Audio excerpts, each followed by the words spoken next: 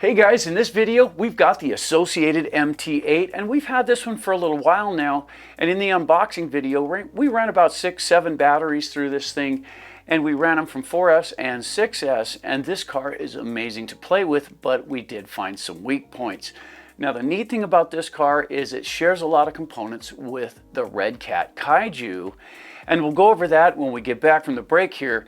In this video, we're going to go ahead and do the upgrades we think are necessary. This is a build video, guys. You're going to see how it's done. Check this out.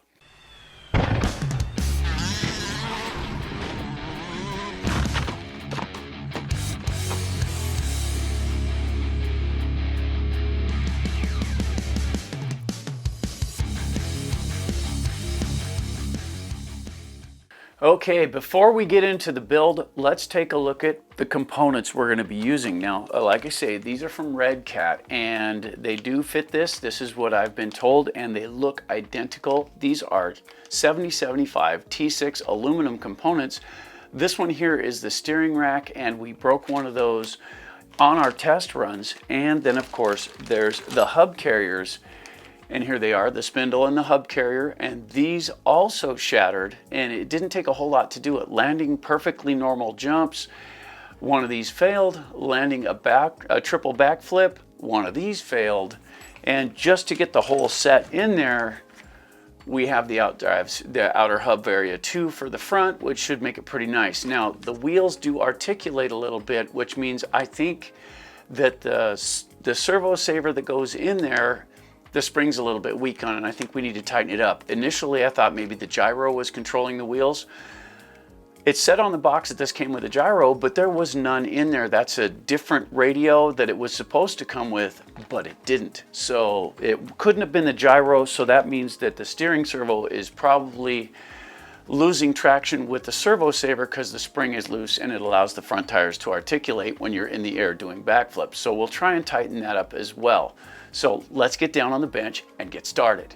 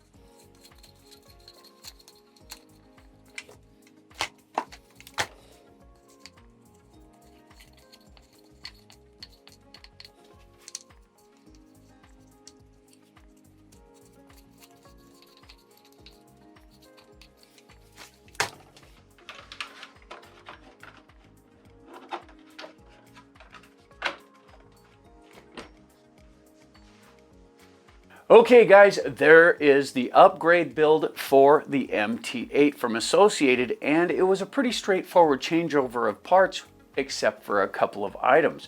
And of course, if you watched the build, and you're this far in the video, so obviously you have, but if you get this far, you'll realize that I did do some grinding on this. This is the steering rack right here, and it will hit on the Kaiju, it's a straight bar.